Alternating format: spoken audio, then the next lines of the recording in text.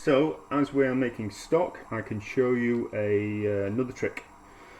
This is about, instead of faffing around and boning out chicken legs, if you want to cook chicken legs, which is the cheapest way of buying chicken, if you want to cook chicken legs without the faff of, say if you're making a chicken pie and you want to cook them, and you don't want roasting them in the oven is a little bit tricky, so a really good way of cooking them is in a pan of stock. This is fresh stock. It doesn't need to be fresh stock, but just like a pan of water with a couple of, at the very minimum, some salt in it, or even better, a couple of stock cubes. You can poach the chicken that way, and what it does, it cooks your chicken. Lots of flavour leaks out into the stock, which you can then use for something else. And it's just a really easy way. And then the meat just kind of flakes. Once it's well cooked, you can just flake the meat off the bones and then do things that way. It's just another way of cooking chicken, which is kind of quite easy. You need to take, these are the chickens that I've kind of prepped. I've taken the skin off because if you put the skin in there, there's going to be lots of fat that comes out of the skin. You don't want that, so you just pull the skin off. And we're just going to drop the chicken legs into the stock. Well, I'm using fresh stock that I'm making today, just as a method of showing what you can kind of do. So just slowly poach them, the legs in some stock, and then once they're nice and tender, turn off the heat, let them go cold in the stock, and therefore they will stay juicy. And then when you can touch it's hot enough, it's cool enough to touch, then you can shred the meat off the bones, and you'll get lovely juicy chicken as an easy almost mess-free, or as mess-free as you can get. Way of getting chicken off the bone. We'll see how we go. I don't know what time it is now, but they're probably going to take. This needs to come up to the boil first, but they're probably going to take an hour on a slow simmer of those two chicken legs, and they'll be super tender. And we can kind of show you how to strip the meat off the bones, because some little bones inside that you just need to be careful of. But it's just a good way of cooking chicken. And once you've cooked it, it freezes really well. And you don't need to, it takes less space in the freezer because it hasn't got the bone there. You can pack it into containers and all that kind of thing. But anyway, so that's it for now.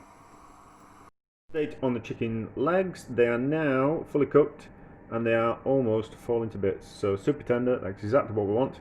So ordinarily I would cool them down in the stock that I was cooking them in, but can't do that because it's the stock's going to be cooking for a few more hours. So take them out, put them in a bowl, put a lid on the bowl. So save on a bit of cling film, and just so in a bowl, and then lid on top. Let that go cold. It'll keep it nice and juicy, and then we'll put the meat off the bone a little bit later on when they've cooled down, and then you can see there's a few tricky bones in there. You just need to be a little bit careful of. So I'll show you how to do that later on.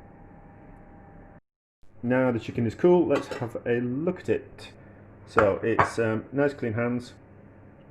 You can put rubber gloves on if you like, but I don't have to because it's I'm going to eat it, so it doesn't really matter. So we just need to be careful. There's a little bit of sinewy there, but that's all good meat there. We'll put it on the plate. That's all fine. Just pick through. Don't need to be too careful. It should just flake off the bone.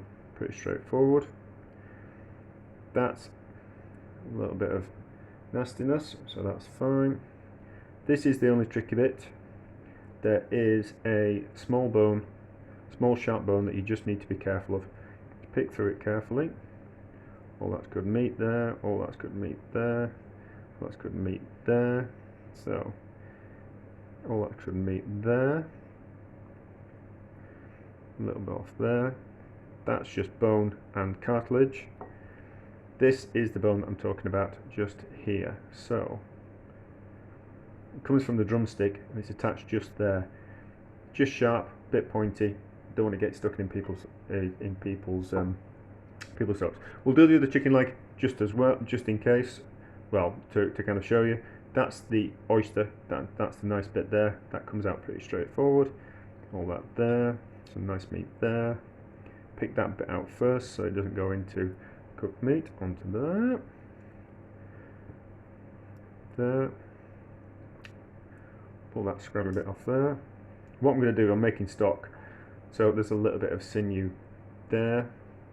I'm making stock. So these bones, they haven't got much flavour in them, but there still is a little bit of flavour and a little bit of jelly in them.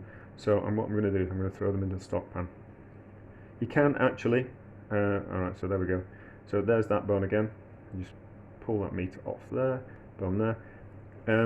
You could actually, if you wanted to cook a load of chicken legs, and then you had a load of bones left over, you're still going to get a little bit of flavour from those bones. So you could make stock out of, if you were doing maybe 20 chicken legs, making a big chicken pie, or stocking up on things. That was just a little bit of, that don't want to go in. If you were stocking up, you had a load of chicken legs and you were stripping them all down, and you had a load of bones left over, you are going to get an okay stock out of all those bones. Just into a pan, cold water, bring it up to the boil, and then simmer it for a couple of hours. You'll get all the rest of the flavour out of it, and you'll have an okay stock, but it'll be used as a useful stock to have for a base of something else. I now realise that I've got to stop the video with dirty hands. So, quick cloth. That's it. Yeah. So that meat's lovely. Keep in the fridge for 3 days. Freezes really well. Put it in a container. Portion it up. Job done. Easy peasy.